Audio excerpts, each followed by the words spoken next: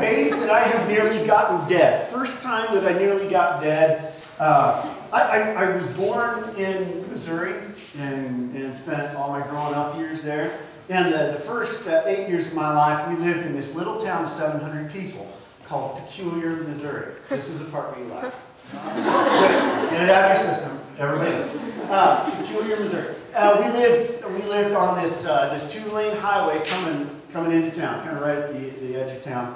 And Missouri is this very wet place. It gets 10% more rain a year than Seattle, and everybody talks about, oh, rains all the time in Seattle. Kansas City gets 10% more rain than that. So alongside the roads, every road, they have these deep ditches so all the rainwater will drain off. And when you get that much rain, you also get grass that grows like this deep. And so my brilliant friends and I, because we were bored out of our minds, there were no video games or none of that stuff when I was a little kid, we would, I should back up and let you know, I have this competitive streak that is just, well, I used to. God really has taken almost all of it away. But if it was a competition, baby, I was going to win. Regardless of who I crushed along the way, including me. So my friends and I, because we were just ridiculously bored, we decided that we would have this competition. And we would hide in the ditch along this highway.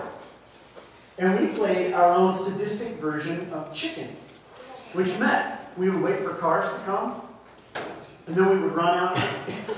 We would run out in front of them as they're flying on a highway at higher speeds.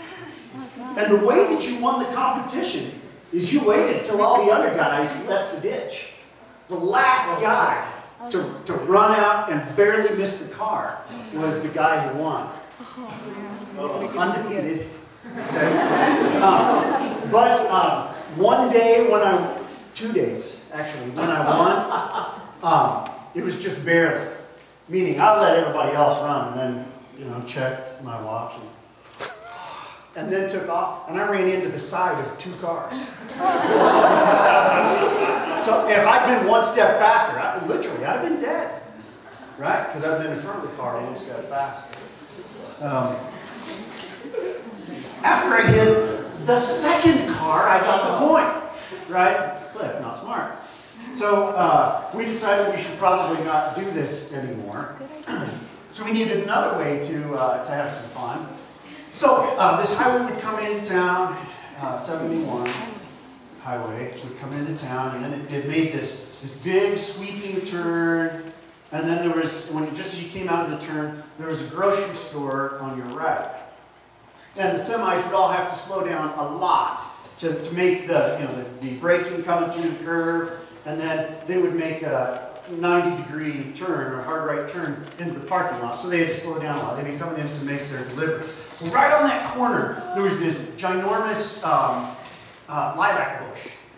And lilacs, as you know, they keep, it's not just like one tree or one bush, it keeps sending more little sprigs out of the ground, so you can hide in them. So, it was a dare, and when you dared me, I had to do it.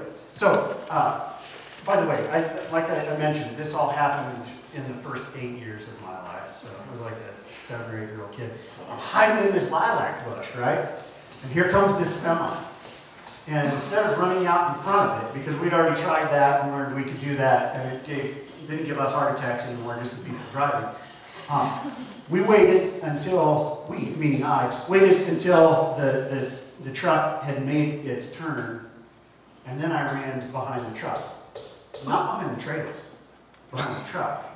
Under the trailer, behind the front wheel, the back wheels of the truck, and in front of the wheels on the trailer. Under the trailer, while the truck was driving. I should be dead and flat. I mean, really flat. Yeah. That was the second way I almost got dead. You guys are looking at me like I'm stupid. Used to be, okay? Used to be. I've learned not to do these things. Noah, for everything that I have ever gotten onto you for and said, what were you thinking? I'm really sorry for all that lectures now, because I am the dumbest person in our family.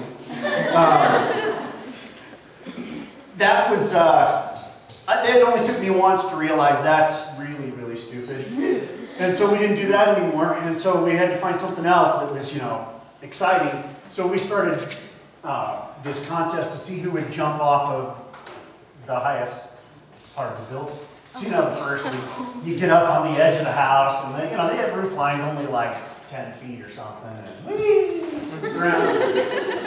Well, everybody can do that. So I'd be the guy who'd say, "Why are we going to the top of the barn?" And so I literally climbed to the very top of this big hay barn one time. I was cool for like a second and a half. I hit the ground, and I was thinking, I can roll out of it. You don't roll out of it when you're going straight down, right?